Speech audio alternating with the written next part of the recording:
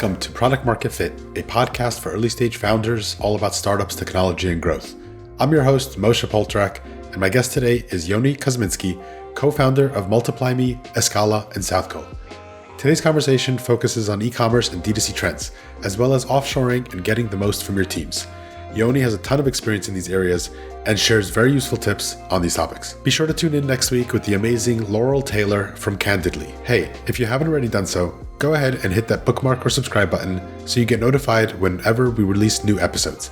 And if you've got another 15 seconds, please leave a 5-star review of the show. I really appreciate you joining me on this learning adventure. Without further ado, here's my conversation with Yoni Kozminski. Hello, Yoni. Welcome to the show. So happy to have you on today. Moshe, it's an absolute pleasure. Thanks for having me. Awesome.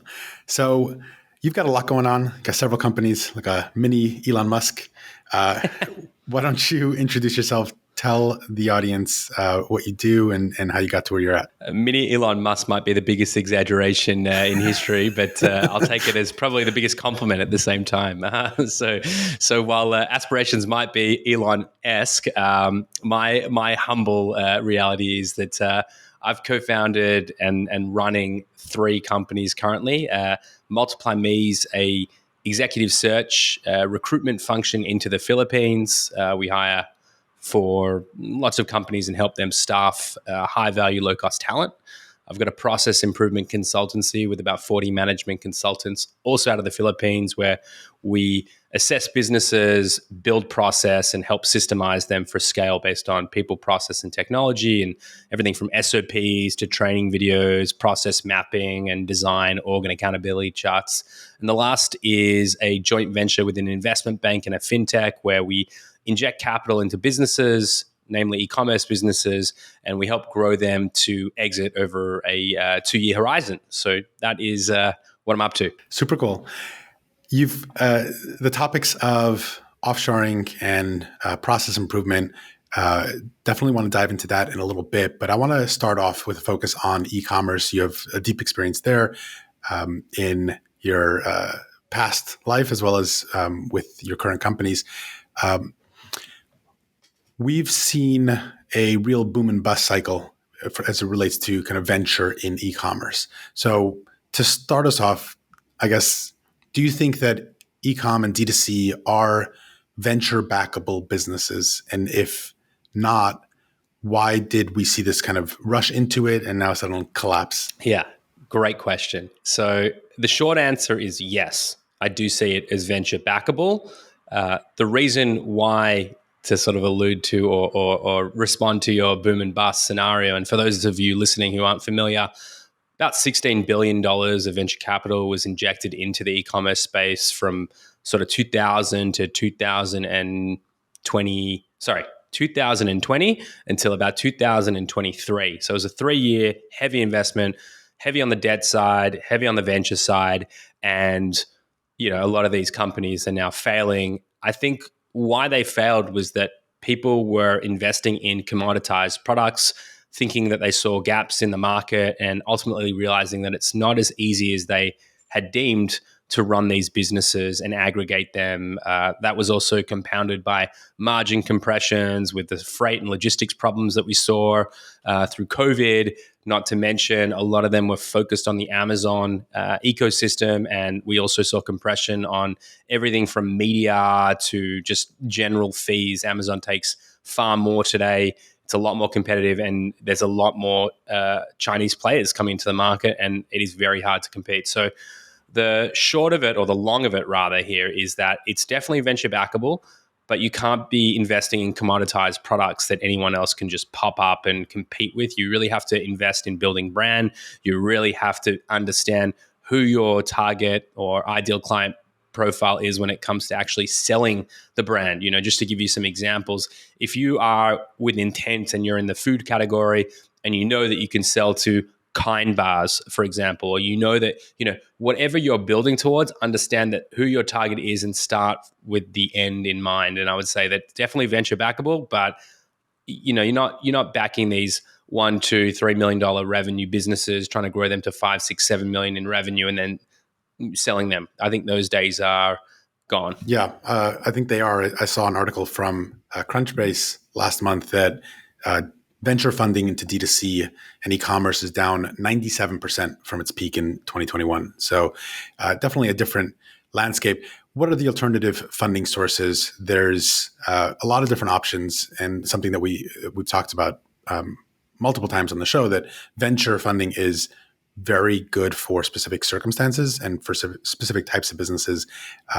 It's a win-win for all sides, right? It creates opportunities where high risk capital is needed, but it's not a great source of funding for other types of businesses. And I think that D2C probably falls into that category. Allbirds is an unfortunate example that kind of comes to mind of, rode close to the sun and came crashing down. There haven't been very many. In fact, I can only think of maybe a handful of true D2C venture outcomes. So what other sources should founders in that space be looking at and considering? There are tons of non-dilutive capital providers. We partner with Sellers Fi, but you've also got Viably, you've got 8Fig, you've got Clearbank, Clearco. There's a whole lot of these non-dilutive capital lenders. I would say the challenge with that is that it eats into your profits quite significantly. Obviously, friends and family money and people who believe in the brand are going to be obviously great ambassadors. The challenge with e-commerce is as the business grows, so too does the demand for inventory and media spend and all of these aspects. So it just inherently is a business that requires capital to grow to meaningful measures, unless you can find an outsized opportunity where the ROI or the profitability of that specific brand is significant. And it's also one of those things that stand the test of time. And just for the listeners as well, when we talk about venture backed, VCs are looking for an outsized return on their investment. And when these situations arise and it was so aggressively looked at, they were talking about it as a new asset class for a period of time as FBA brands. And now, that's an incredible stat. It's down 96 or 97%, what you just stated. I think it was over-indexed before. I believe that we'll head into a better reality where, real founders who are building real businesses, are rewarded as such. But yeah, fascinating to hear that stat. But you partner with these businesses, help them grow, help them operationalize and scale up in order to potentially exit. What are the exit opportunities for these types of brands that get to, what level do they need to get to in order to exit? Kind of like, what's the minimum that it's a sellable business? And then what kind of multiples are we seeing in the marketplace right now for these types of businesses? Yeah, so the general rule of thumb is the bigger the business and the more profitable, the larger the multiple and the larger the liquidity event. And so I think what we've seen over the last few years is that you used to be able to grow a business to, in 2020, 21, you could grow it to $200,000, $300,000, $400,000 and see some stupid multiples like 5, 6, 7x, because all these aggregators who were trying to buy up all the best brands or the perceived best brands were, it was a real betting war on what these brands look like. Today, those, a lot of those are not buying anymore, and the ones that are investing in larger, more mature brands that have really a product runway and a roadmap and clarity on the direction. So I would say today, let's just take the South Cole example, which is the JV we have. So it's venture debt, right? So it's a $50 million facility where we're investing in these businesses and we're growing them to exit. But for us, the way we're looking at it is, if today, being really generous, the sort of starting point of our investment mandate would be about $4 million in revenue and running at about 20% net profit margins as a business.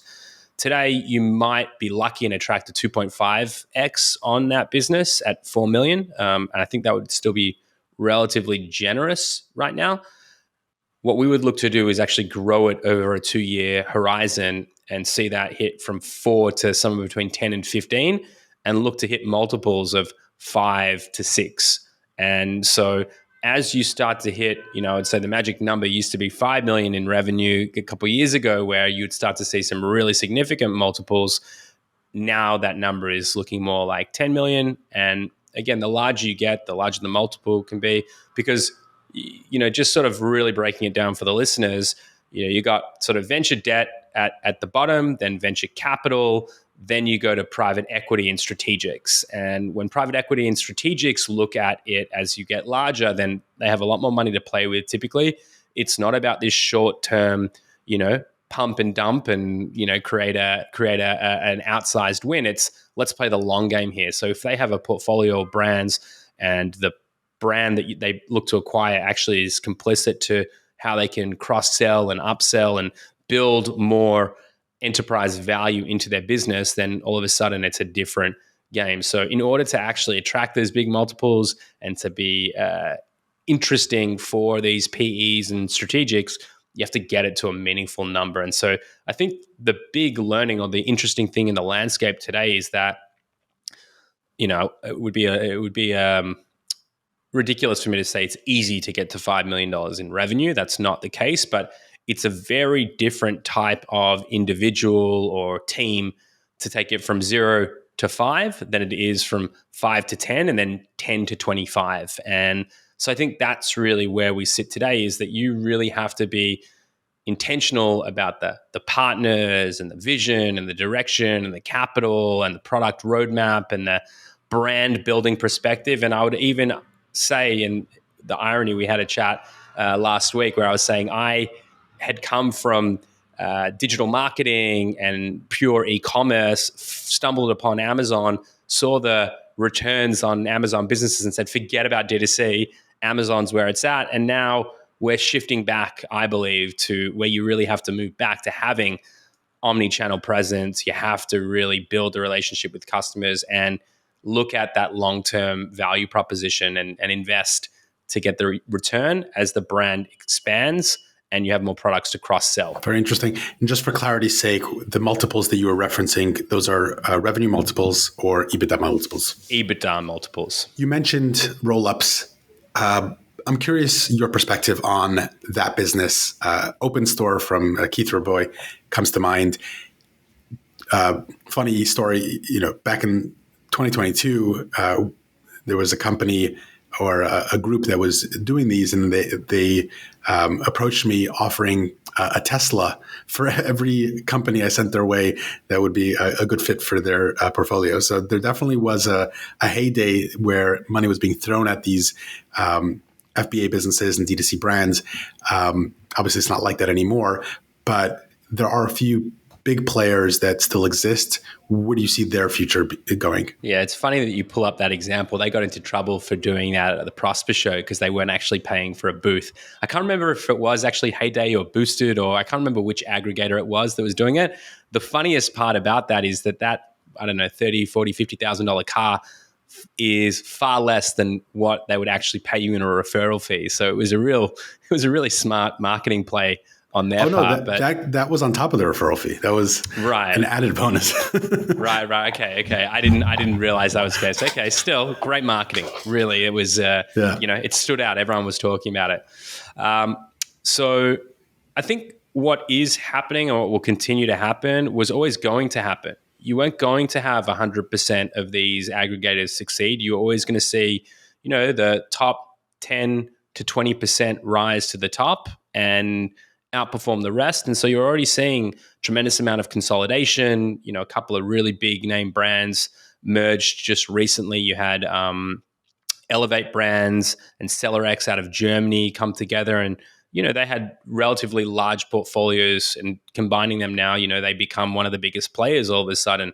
We saw Thrasio look to file for bankruptcy a couple of weeks ago now. So it is it's happening. It's all coming together. And for those who listening who haven't heard of Thrasio, they raised $3.4 billion, acquired 260 odd profitable companies, and are now filing for bankruptcy. So the point in that is that it's not that you can't do it. It's that, like anything in life, slow and steady wins the race, and really thinking through what it looks like. So I think there will be brands that succeed in achieving what they want to achieve. So if they have been acquiring into specific niche verticals, rolling them up and then selling to a PE, or a strategic or whatever that looks like. I think that's a chance. I don't know what listing on the stock exchange really looks like. I would say Solo Stove managed to achieve it. They weren't a roll up. They literally just went and did it themselves, got acquired, and then went through a second bite and listed. And that's a really amazing story for those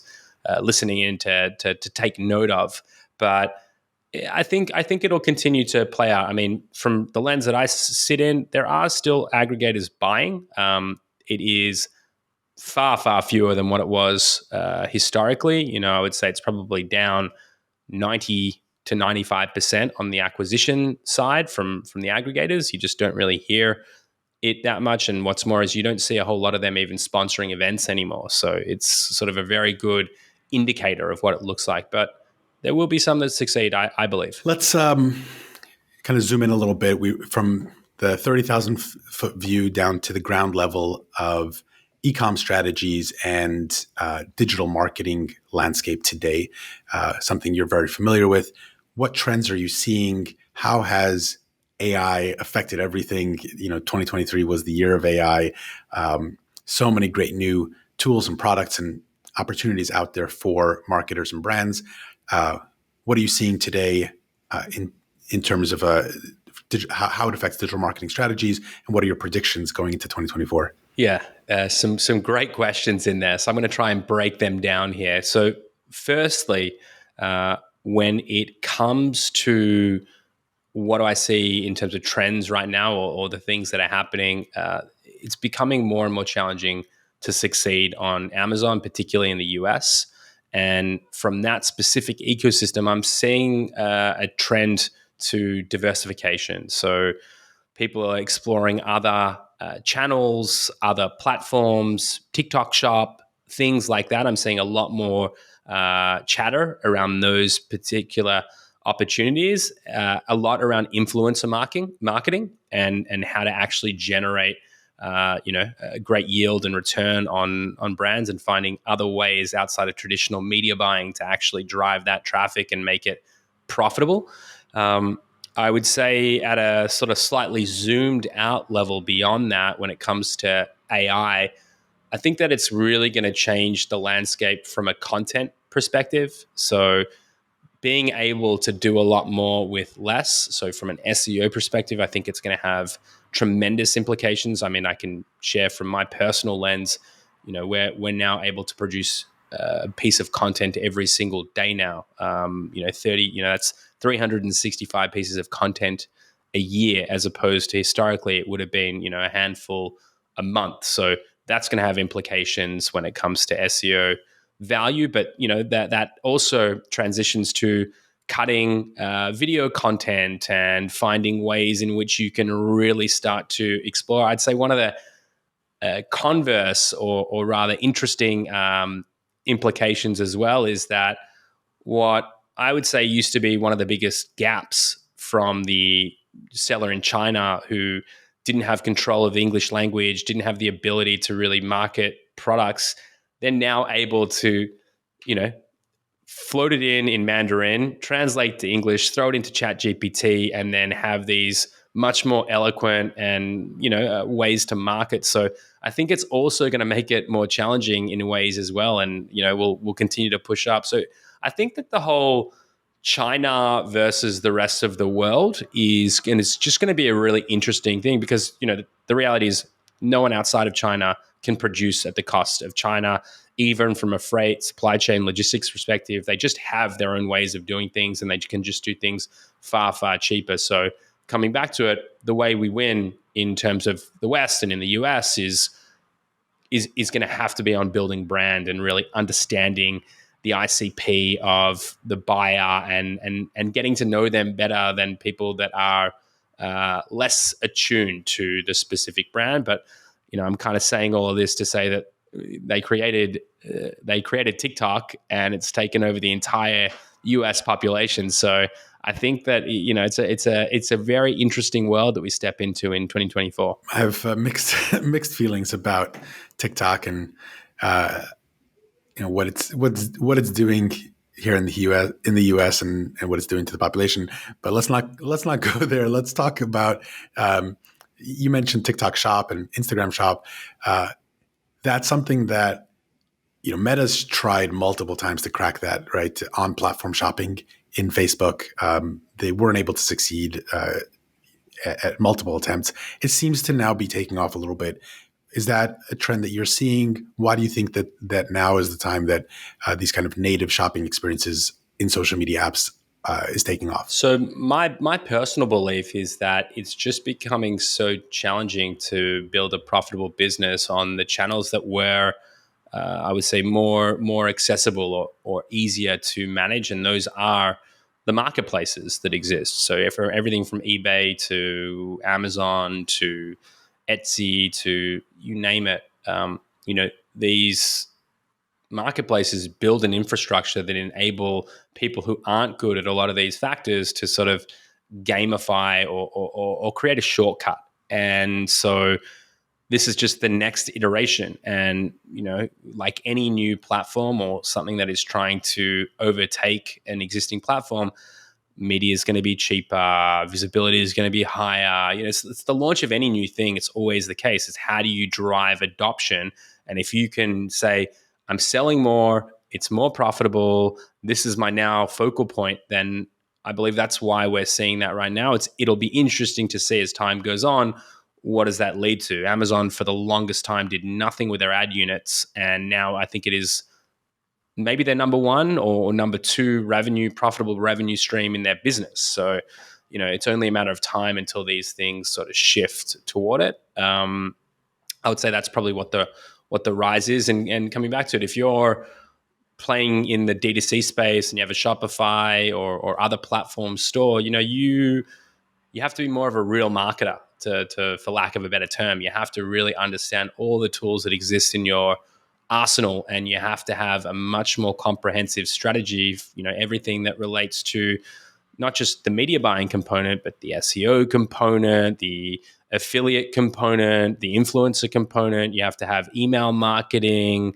funnels dialed in. You have to build the cross promote. Like, you have to be really, really dialed in to make it make sense, because the CAC, the cost per acquisition, is typically going to be far higher, but the LTV, the lifetime total value, if done correctly, will far outweigh what you need to do in a lot of these stores. So that's sort of the I'd say the simplest way to look at the challenge or decisions that you make is, what can I afford for my acquisition to be, and what do I anticipate my lifetime total value to look like? And if I can justify the cost of acquisition for a really outsized LTV, then all of a sudden, we're talking, and D2C makes a lot of sense. Sure. The trade-off, I think, always existed in terms of, you either pay Amazon a big percentage because they facilitate everything, but unfortunately you don't own that customer, or you have to pay to get that traffic to your Shopify site or your website.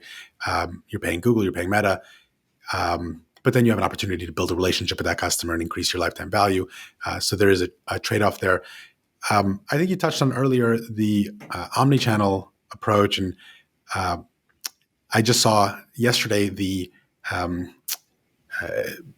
D2C brand Mudwater opened a physical location in Santa Monica. I don't know if it's a revenue generator or a marketing line item, but it looked cool. Going back to kind of one of the first D2C darlings, Warby Parker, also kind of famously went into physical retail. Is that a necessary component now of a successful scaling D2C strategy, is to go omnichannel, go physical retail, and do that layering on top, or it's not necessary? So someone like Warby Parker, who have absolutely, I mean, I don't know where they sit today, but historically smashed it out of the park and had physical locations everywhere and all across the US. And really, there's actually a knockoff in Australia called Bailey Nelson, who just took the model and imported it into Australia, funnily enough. But look, I think that's a bigger gamble. And, for something like Warby Parker, it's glasses, right? So you need to do the eye test, and there's components that actually require some sort of physical interaction. I don't believe that you necessarily need to build your own storefront.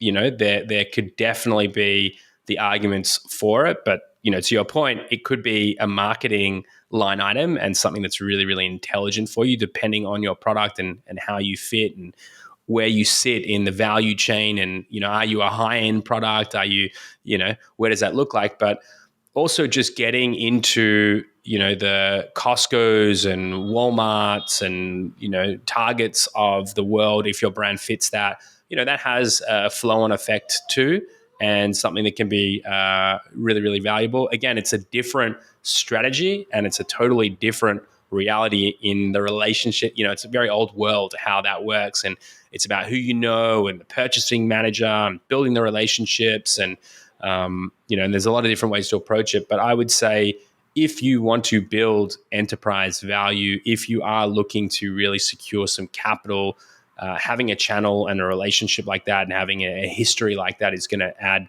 a tremendous amount of value. And just to give the listeners sort of a look at it, if we as Southcore were looking to invest in a brand and we had a couple of brands and they were all in the same niche, let's say in the pet space or in the baby space, and one of these brands had a really strong relationship with multiple retailers, then being able to then invert that process and take what is D2C into retail becomes a really, really strong value proposition. So also just looking at it as well, if you're looking to sell your brand and you have those relationships and you've got the omnichannel approach, then all of a sudden the prospective buyer pool likely increases and it will have an implication on the brand. Taking one step back and saying it is hard, it takes a lot of money also. And from some of the horror stories I've heard is don't go too aggressive and try and get every one of your SKUs on shelf, because it's a very different life cycle. It's not e-commerce where you make a change, you do A/B testing on a page, you buy a different type of ad and you see the results. These are much longer cycles. It can take you 6, 12, 18 months just to get in stores, and then until you get the retail numbers back and the performance numbers and you've stayed on shelf and you go into the, not just a local distribution, but national. And there's more components that exist inside of it. Absolutely. Longer sales cycle, longer kind of sell-through cycle in terms of when you get paid. They require large inventory commitments, which ties up capital. Of course, it opens up potentially another source of capital, which is PO funding, but adds a layer of complexity as you grow. Let's shift towards, we talked a little bit about kind of AI opening up international talent for, in this case, Chinese brands or manufacturers being able to list directly on Amazon using some of the great language and translation tools that are available now with AI. Actually, just recently was interviewing somebody for a role here in the US, but not a native English speaker. And previously, just by the nature of the role, it wouldn't have been a consideration. But having frank conversation with her and asking like, how do you overcome that with the tools that AI makes available? It wouldn't have been a problem for her to execute that role. So it definitely opens things up. To take that concept to offshoring, which is one of your businesses. I'm a big fan of delegation, outsourcing, offshoring, if possible, to tap into high quality, low cost talent where available. Do you see AI replacing what offshore resources typically do today? Do you see it leveling them up so everybody kind of, all boats are lifted?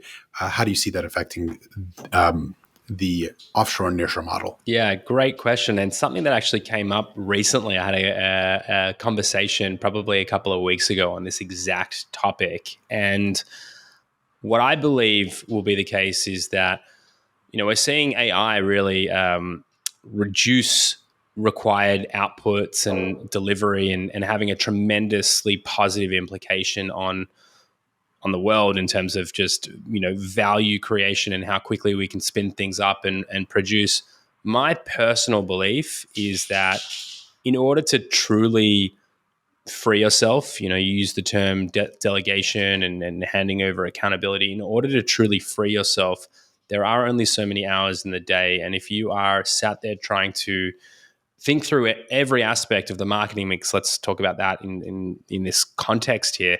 I think that it doesn't matter how many automations and AI tools that you have, if you are trying to be a jack of all trades and a master of none, that's exactly who you'll be. So, from my personal experience, I think it's going to empower the use of a lot more offshore talent. I think it's going to help, maybe not level the playing field, but just make offshore talent more efficient than they are today and bring it up a level from where it was. But I definitely don't see it being one of those situations where it's, well, we don't need offshore talent anymore because we've got AI. Just from the standpoint that, I can't remember what the stats are, but there's an absurd amount of under service right now. Like there's an over demand of talent that's required, or sorry, there's an undersupply and a massive demand for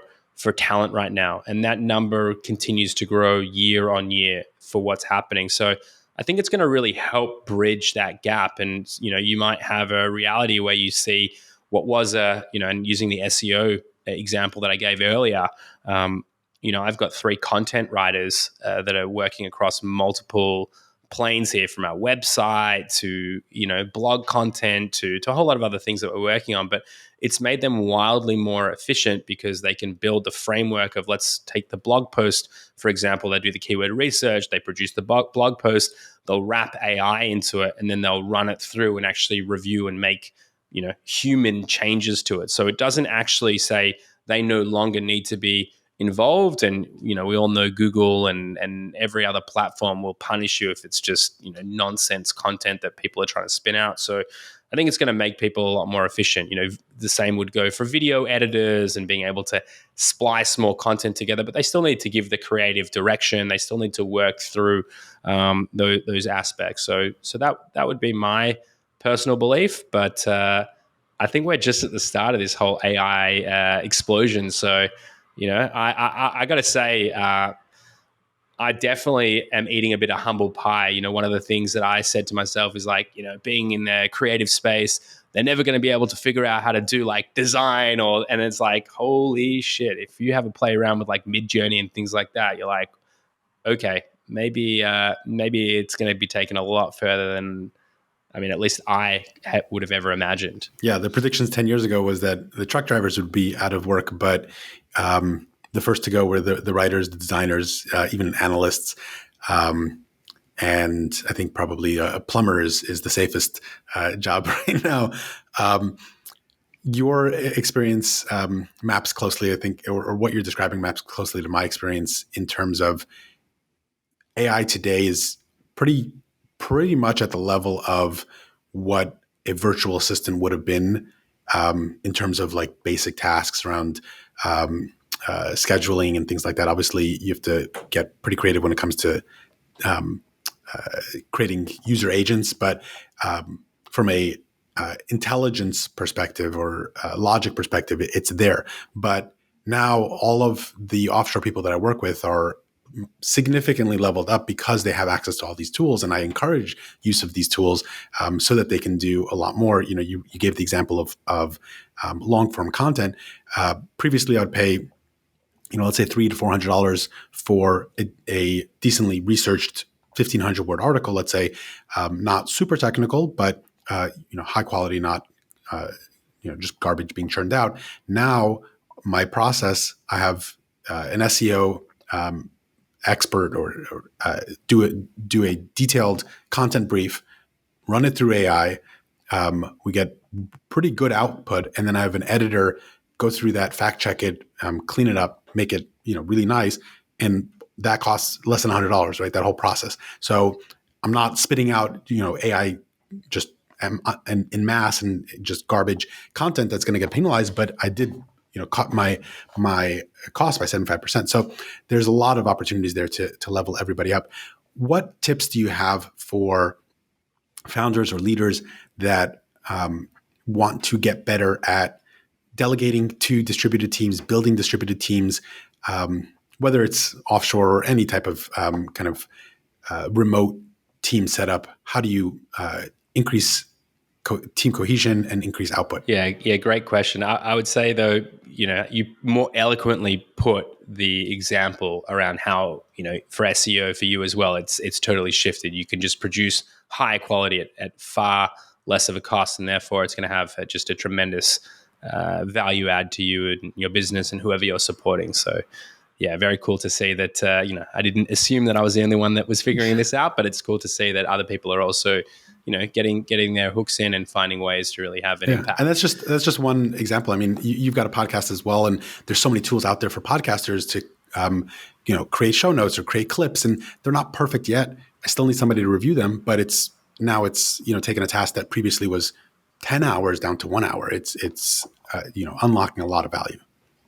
Yeah, absolutely. It's it's a game changer when you can harness it, and that's the name of the game. I think for most people now is how do I implement it into my business, and how do I start to yield that outsized return so that I can start to get there. And to sort of spin off into your question about how do you get better at delegating and finding your way through it, I think. First things first is that for a lot of founders, particularly early stage founders, and I'm guilty of this myself when we were starting off, is that you're like a bull in a china shop. You're just running with your head down, smashing through absolutely any task that you can just to get the business off the ground and to drive. And as you start to mature both in yourself and as a business, what starts to happen, and I would say the natural flow, is that you start to identify the areas that you both like and you're typically best at. They seem to have a pretty positive correlation to one another. And so the thing that starts to become really pertinent is that you start to really build out not just the org chart that people really sort of invest in and talk about where do you sit and what your title is and honestly all of that nonsense. I think people really need to actually focus firstly on, before we even step into that, they need to focus on what is their goal? What is their objective? So breaking down really simply, like as a business, what do we hope to achieve? And keeping some really simple metrics that exist. There's a couple of examples, like the North Star metric is something that listeners should look up. And then that sits under it is the one metric that matters. And so based on your North Star metric of maybe two things, like to yield profitability and to grow revenue by X percent, let's say that might be your North Star metric. Every single function in the business will have one metric that matters. So let's say you're an e-commerce business, number of profitable products launched per year. That might be one of the product launch and development functions, OMTMs, one metric that matters. So really getting clear on that. And then as you get to that point, what you would then look to do is then you start to build in, right, so who's actually accountable for this? So starting to build out your accountability chart. And we actually have a free template on our website. Anyone can download it and we teach you how to sort of build it yourself. But having 3 to 5 accountabilities of what success looks like in your specific role, and then plugging people into those accountabilities. You don't want to hire, generally speaking, for you don't want to hire for things that you're effectively missing. It's what am I trying to achieve, right? What is my goals, and what are the things that are getting me closer to my goals? So when you start to build in those accountabilities, all of a sudden it shifts. And with an accountability chart specifically, if you're a small business and it's you and 2 other people in the business, you might have 50 accountabilities. You'd have your name in multiple boxes in those 3 to 5 boxes. And then as you sort of strategize and you look at it and you say, right, well, I don't really possess all of these skill sets. Maybe it's time to now look at my org chart and hire that person that can now fill in those boxes and remove me from it. So there's a few different ways that you can approach that. But ultimately, again, really long-winded answer for you here is that you need to get clear on what the business is trying to achieve and what the short-term goals are. You then need to make sure that there's accountabilities that are aligned with those short-term goals. And then when it looks to actually delegating them, you need to have KPIs and performance metrics that align with those goals and objectives that can be measured. And the mistake that all of us make, again, I'll put my hand up and say I don't always do the very best job at it. And now I'm in a different reality. I'm running a company of nearly 100 employees or team members, as I'd prefer to call them, and ultimately, you have to have some pretty material structures when you get to that point. But coming back to it, you have to review the team member, and it's not just about are they hitting the goals. It's put yourself in the shoes of your team member. Everyone wants career progression. Everyone wants to hit that next level and see what their path looks like. And so it's getting that two-way feedback going that really starts to galvanize your ability to actually achieve those high-level goals. Sure. I've heard you say previously a really fantastic line that stuck with me: delegate accountability, not tasks. A really concise way of reminding yourself that the how they do it is less important, and certainly doesn't empower them to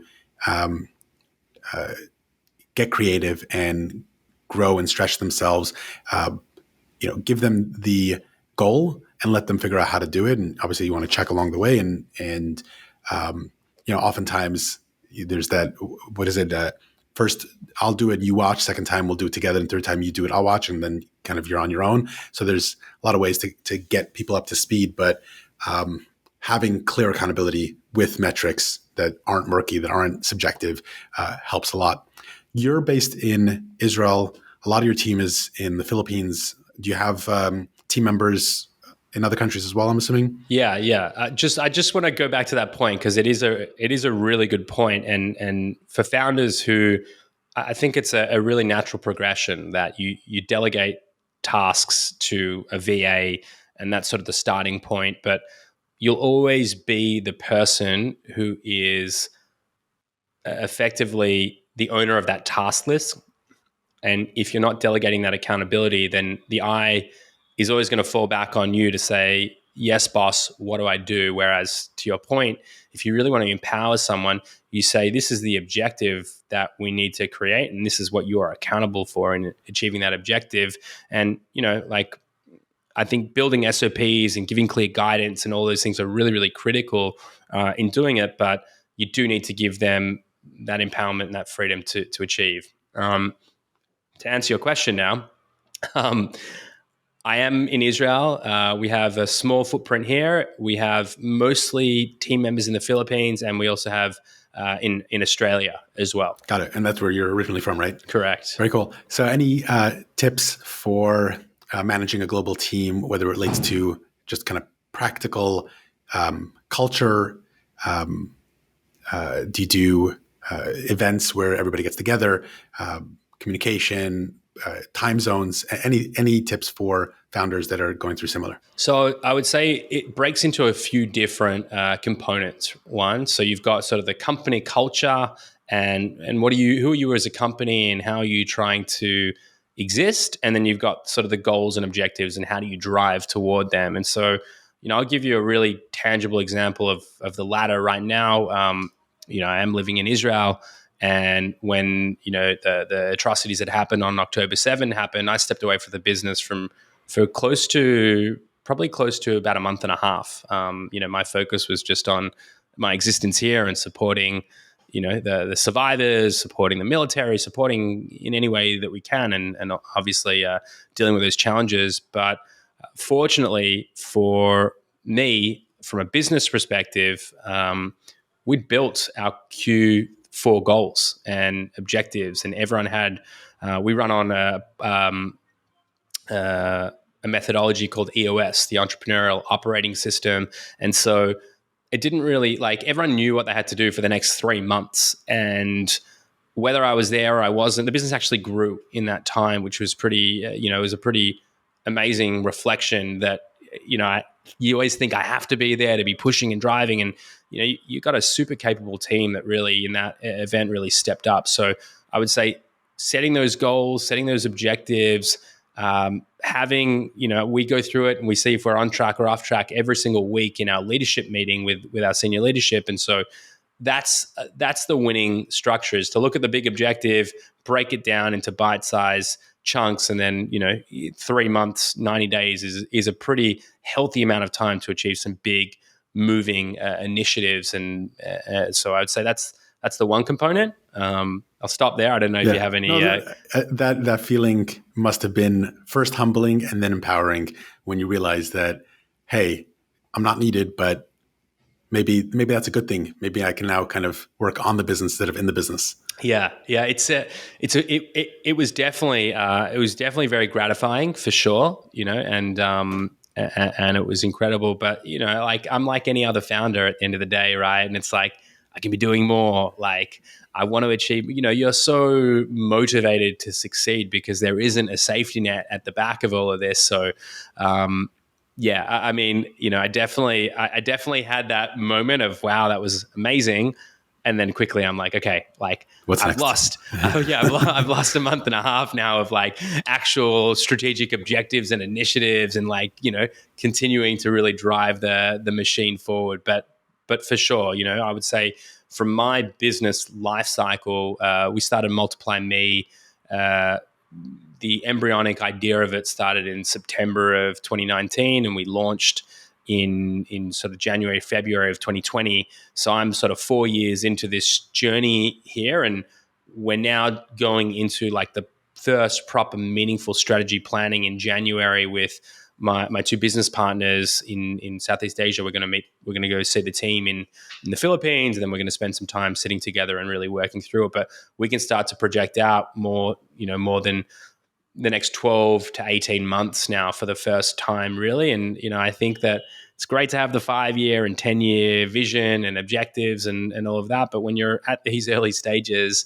you really got to focus on what's right in front of your face and slowly but surely start to build out that sort of longer term vision around it. The other thing that you had in terms of your question is culture, and I think that's a really important one to address. For us, our team's predominantly Filipino, so I think it has made it easier because obviously, I mean, I've been working with the Philippines now for probably over 10 years and have a really good sense of the culture. I also love the culture, and I think that helps as well.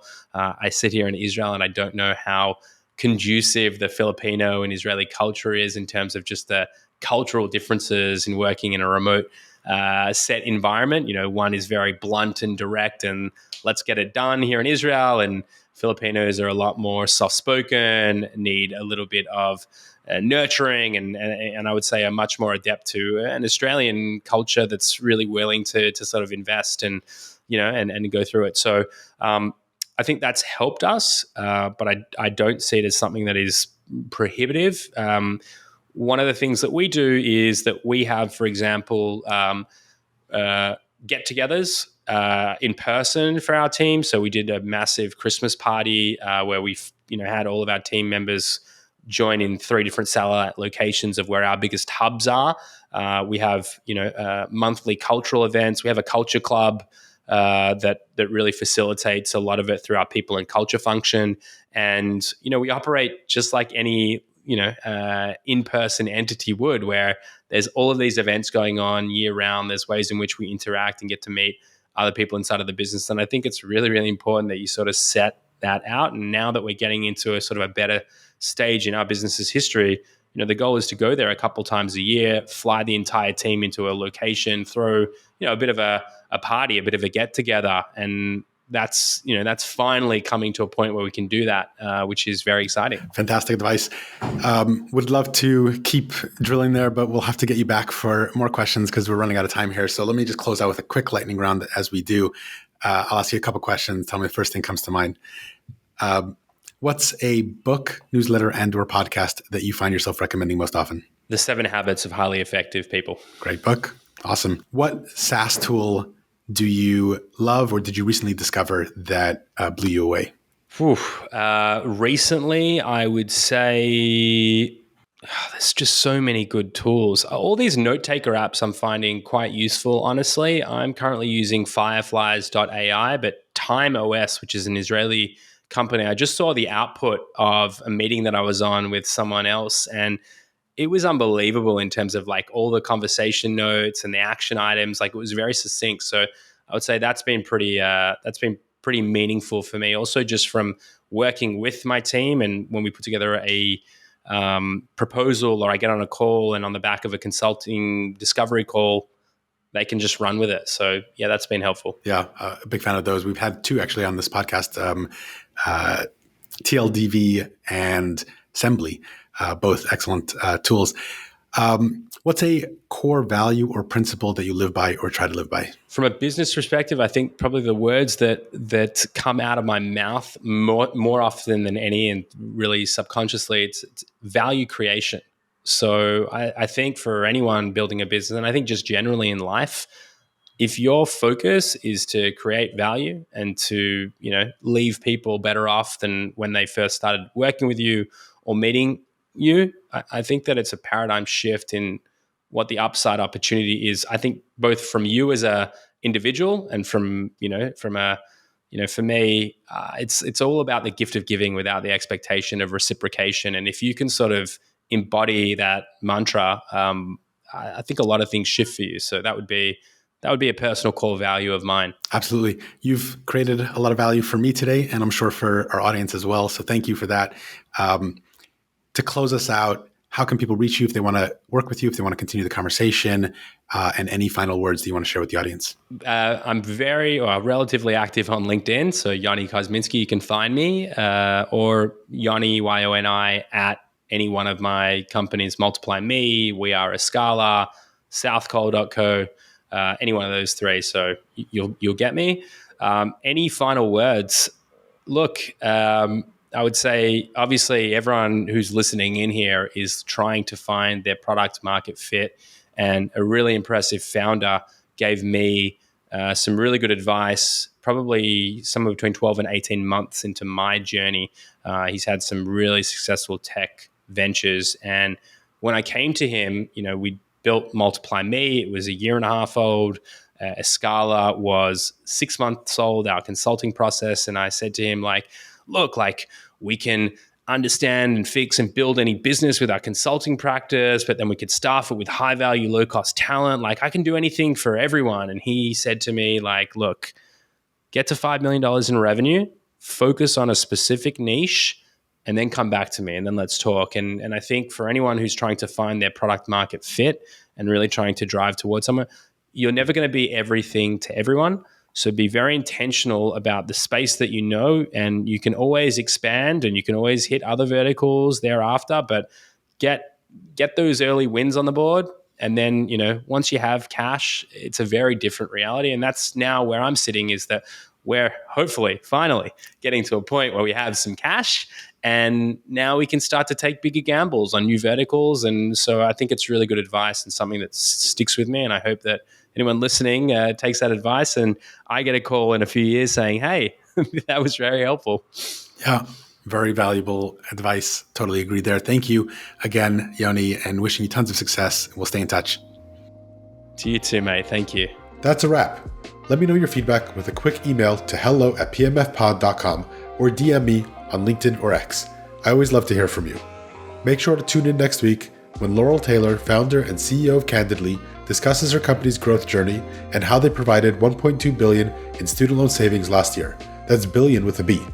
If you enjoyed the episode or took away any learnings, I'd greatly appreciate a positive review in Apple Podcasts, or just share this episode with a friend. As always, wishing you rocket ship success on your startup journey.